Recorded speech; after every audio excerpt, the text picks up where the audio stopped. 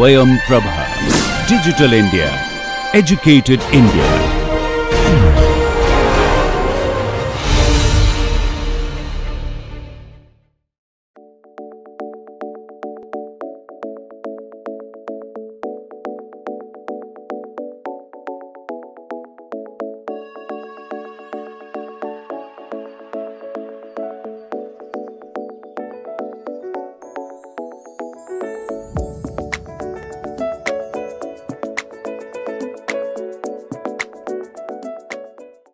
Hello everyone, welcome to the module 8 again.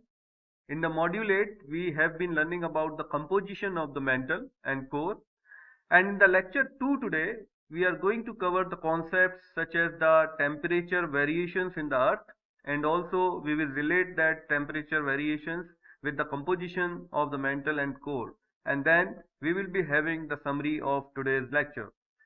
As far as the recap of previous lecture is concerned, we learned that the ratio of moment of inertia to the mass gives a scalar that depends upon the density distribution. And also we have seen the Adams-Williamson equation that relates the velocity structure to the derivative of the density with the radius. And this is how the Adams-Williamson equations look like, which is the derivative of density with respect to the equal to the density variation with respect to the radius multiplied to the gravitational constant and the mass divided by the seismic parameter to the r square, that is equal to minus rho r gr by phi r. And the drawback of Adams-Williamson equation is that it does not take the account of the changes in the mineral phase with depth. So it was basically based on the self compression of the material above the specific location. But the density variations also happens because of the mineralogical phases changes in the mantle. So that was not considered in the initial derivation of the Adam-Williamson equation. Then the modified form of Adam-Williamson equation was proposed, which basically included the super adiabatic gradient, and that was something like this, that is d rho by dr is equal to minus of rho g by phi plus g tau alpha, where alpha is the coefficient of thermal expansion, tau is the portion of the temperature gradient exceeding the adiabatic gradient. And F. Birch proposed that we also need to consider the inhomogeneity of the earth below around 900 kilometers. That means it can be identified using the function this, which is 1 minus 1 by g d phi by dr. And then we saw the variation of the pressure inside the earth that can be computed using this expression, where the pressure is varying with respect to the radius, that is equal to negative of integral from 0 to the radius r gr rho r dr. Now let's start with today's lecture, and we are going to start with the temperature variations in the earth, and seismology fits quite well in understanding the temperature of the earth that varies with depth, and it can also further help to find out the composition, mineralogy of the earth and also the structure of the earth.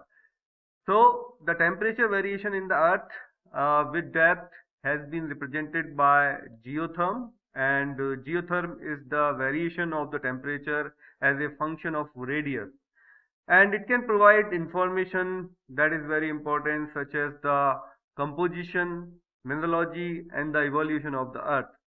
And the geotherm, it depends upon the sources of the heat and the modes by which the heat is transferred upward into the earth. And we can understand thermal convection that occurs in the mantle, that basically the temperature variations are happening because of the transfer of the material, and it manifests at the mid-oceanic ridges such as the hot upwelling limbs, and also at the subducting plate where the cold lithosphere downwells as in the form of the limbs. And then we can further say that the geotherm can be used or inferred by the modeling radioactive generation of the heat in the crust and the mantle. And there are the processes that takes place known as conduction that transfer the heat across the lithosphere, core mantle boundary, and the inner core. But in the middle mantle, the adiabatic temperature gradients happen, and that basically associated with the convection in the mantle and the outer core.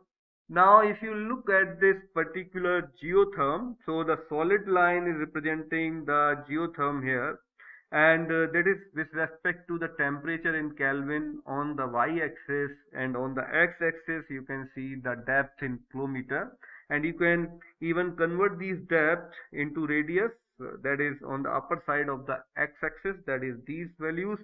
And if we consider this dead dash line curve, that is the solidus, that basically is the highest temperature below which the material remains solid. And if we look at this curve, that geotherm is basically for the mantle, and one of the striking feature of this geotherm is that in the middle mantle the temperature gradient are quite shallow in comparison to the steep gradient that are available in the upper and the lower thermal boundary layers, the lithosphere and the D double prime layer. And the difference basically, the difference in the gradient in the middle mantle and in the lower mantle, that may be the lithosphere, and also in the D double prime layer where the temperature gradient are very steep, that may be primarily due to the heat that is conducted primarily through the boundary layers, giving the steep variant in the geotherm. And the heat transfer in the mid mantle is basically happening predominantly due to the convection process, and that basically yield a shallower near adiabatic gradient.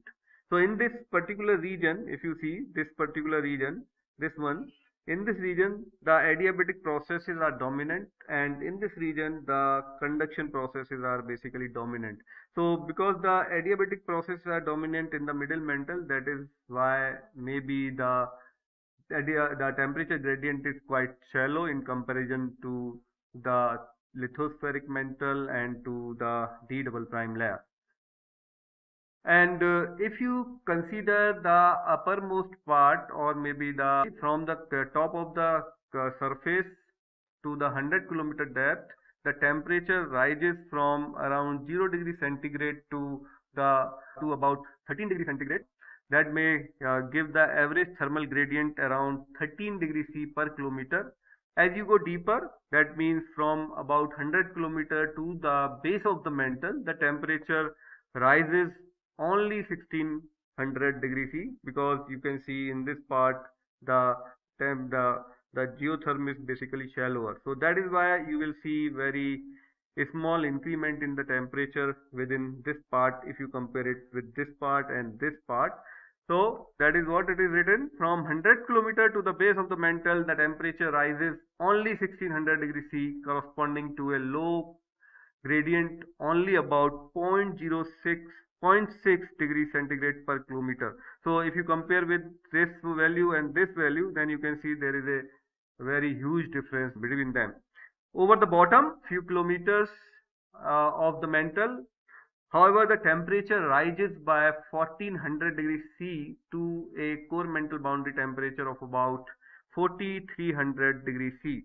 So in this region, particularly, the temperature changes across this region and this region are quite comparable, and the gradients are also quite comparable, and the temperature gradient is very shallow in the middle mantle.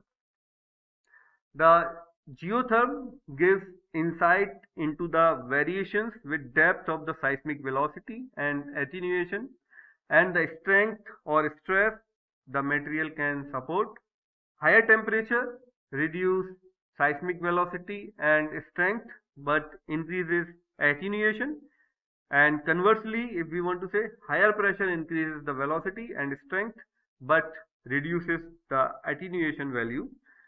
In the colder lithosphere, the high velocity and low attenuation is present, and at that cold lithosphere, the plates are rigid. However, if we have the rapidly increasing temperature with depth, that can bring the geotherm close to, if not above, the solidus. So basically, the mantling point curve. So the rapid increment in the temperature with depth can bring this geotherm close to the solidus. That is a melting temperature curve, and that basically happens at the D double prime layer. This yields the low velocity zone where there is high attenuation and weak material that forms the asthenosphere underlying the moving plates. And in the lower mantle, temperatures are only slightly greater than the asthenosphere. So the higher the pressure makes the rock stronger. And that is why in the lower mantle, the viscosity is around 100 times greater than the upper mantle. Temperature in the double P prime layer increases very rapidly. That basically slows down the velocities, and that you can expect from the lower mantle velocity gradient. The high temperature in the core keep the outer core liquid, but the rapid increase in the pressure due to the weight of the outer core makes the inner core freeze into denser solid.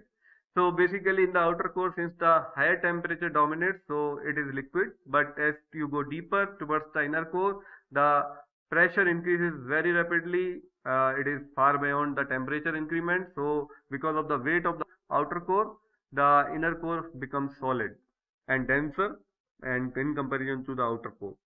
The inner core is therefore close to the melting temperature of the iron, so it has low shear velocities. Now, if we talk about the composition of the mantle, then this particular curve may help us to understand some of the composition that are present in the mantle and the core. That is basically in between the bulk sound speed phi to the power 1 by 2. The unit is kilometer per second, and on the x-axis we have density in gram per centimeter cube. So if you look at this curve, the various minerals has been plotted and their variations has been shown with respect to the density on the x-axis. So if you look at this, these are linearly related, and if we compare the data that is similar to the mantle and the core, the mantle's density is around 4.3 gram per centimeter cube, and the core's density varies in between maybe 10 to 12 gram per centimeter cube. So if you look at those particular values here, then you can see the dunite, that is the particular mineral, that matches quite well with the mantle composition. And if you look at the core, then the core's density, since it is in between 10 to 12 or 14, then its value is basically matches to this, and that is predominantly is made up of a material that is having the composition such as Fe2Si. And if you compare it with the iron, the pure iron value, then this particular value lies to the left of this pure iron. This means that the core should be made up of iron plus some lower atomic weight material such as silicon. So this is what it is written here. Dunite, a rock containing 92% olivine, which in turn is 90% forsterite, fits the mantle data. The core data plot much further to the right indicate that the core is composed of material of higher atomic number. Core data plot is left to the curve of pure iron, and it says that the core is composed of iron plus a lower atomic weight element. And if you want to understand the Earth's mythological composition, that may look something like this figure. And if you look at the top of this figure, this represents the crust, which may be basaltic or granitic, depending upon whether it is continent or ocean. Below which you have the upper mantle, which is mainly composed of olivine plus pyroxene plus garnet, and These minerals, as you go into the transition zone from 410 to 660 kilometer, then it may change to some phase changes, and you can understand that the olivine may turn into the its polymorph, that is spinels, and the pyroxene and the garnet may turn into the majorite. And if you go even further deep, that means into the lower mantle, then these minerals changes to perovskite plus ferropericlase. Perovskite is now known as bridgmanite, which basically is the most abundant mineral in the earth. These these minerals now have new phase in the D double prime layer, that is at the base of the mantle, that is near to the core mantle boundary in the mantle.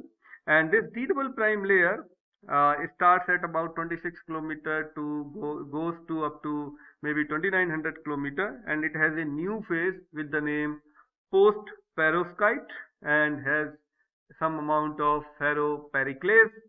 And if you go even deeper into the core, in the outer core, you will find the material such as liquid iron alloy, and in the solid iron, that is starting from 5100 kilometer goes to around 6400 kilometer, you will find a solid inner core made up of solid iron.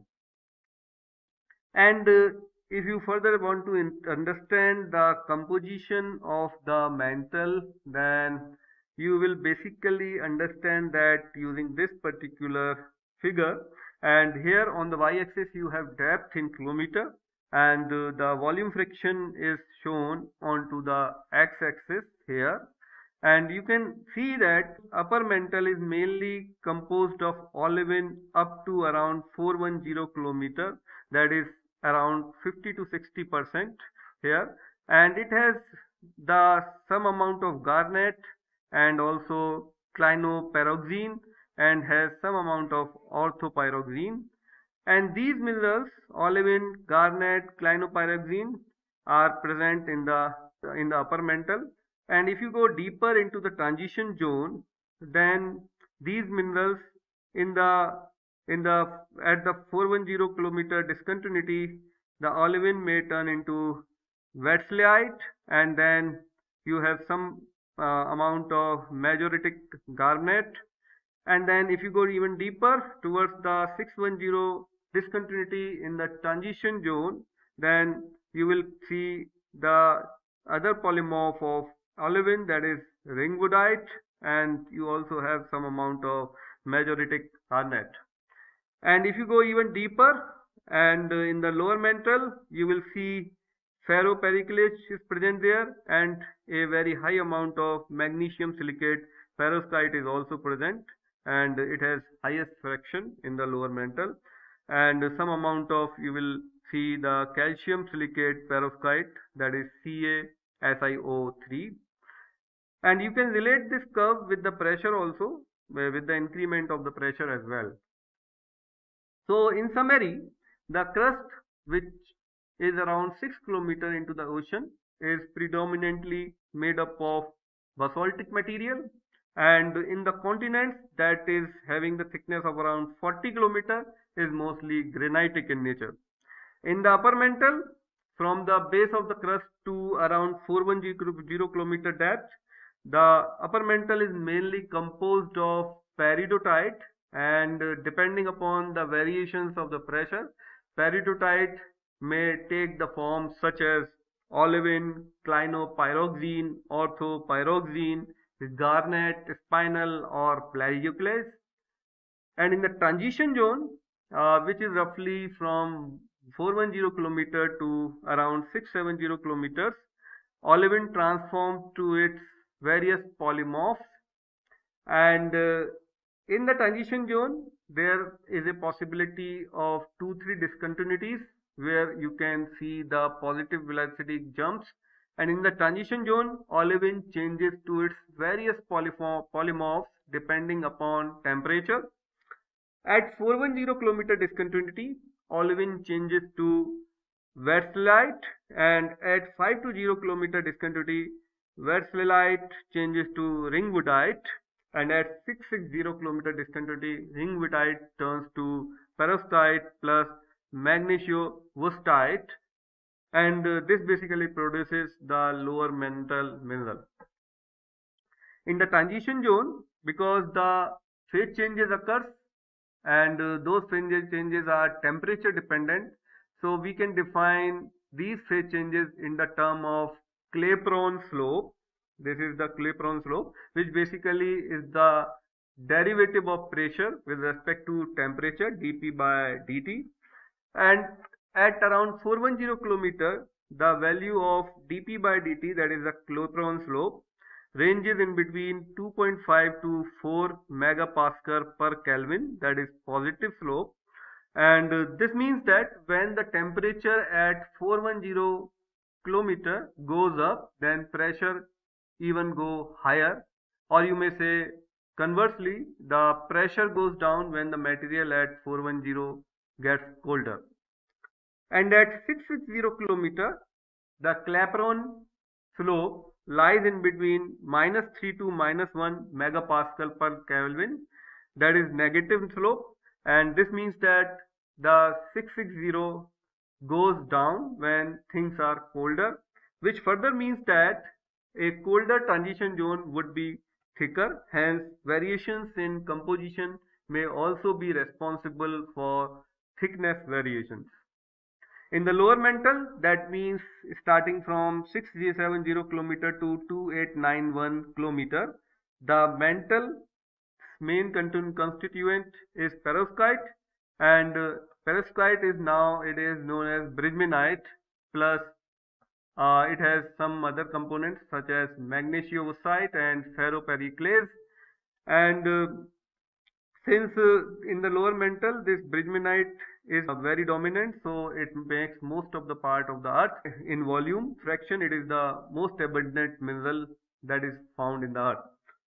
D double prime lies at the base of the mantle, and you can expect around 2 to 3% shear wave velocity increment between the depth of 2550 to 2700 kilometers, and you will find a new mineral at this D double prime layer, and it will be known as post perovskite, and the possibility of post perovskite and its presence is still not very, I would say, like confirmed from the studies, but it has been found that it may be present over there.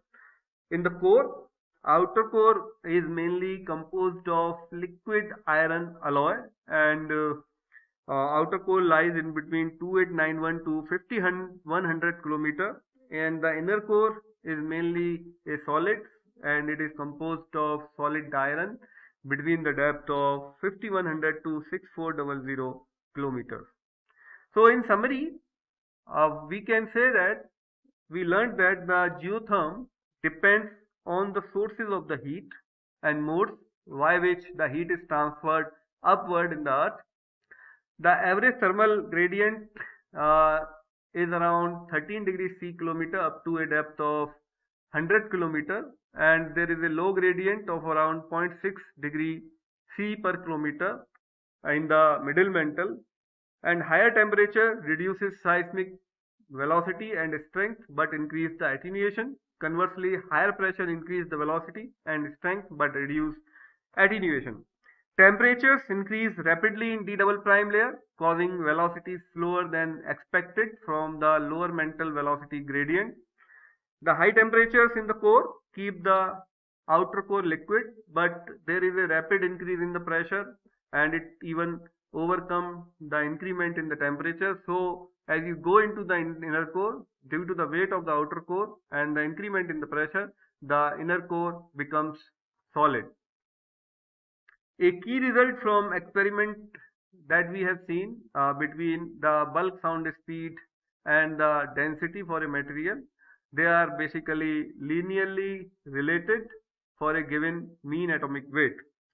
And we said that the dunite, that is basically 92% olivine, turns into 90% forsterite, fits the mantle data. We have seen that curve where the bulk, sound speed and density were linearly related.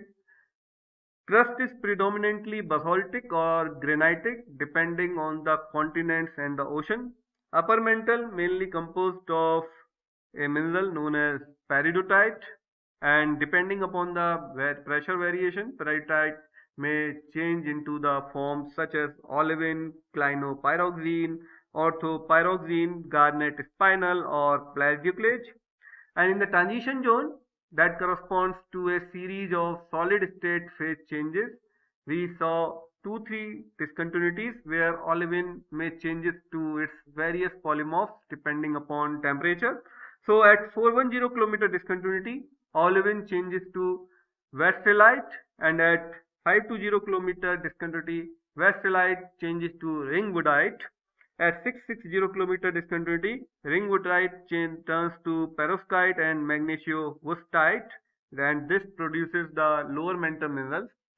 And we have also learned that lower mantel's main constituent is perovskite, which is also known as bridgmanite, and that basically makes the most evident mineral in the earth. Outer core mainly composed of liquid iron alloy, and it lies in between 2891 to 5100 kilometers. Inner core mainly composed of solid iron, and it lies at 5100 to 6400 kilometers. So that is all for today's lecture, and we will meet in the module 8 for lecture 3 in the next schedule. And these are the references. Thank you so much. Bye bye.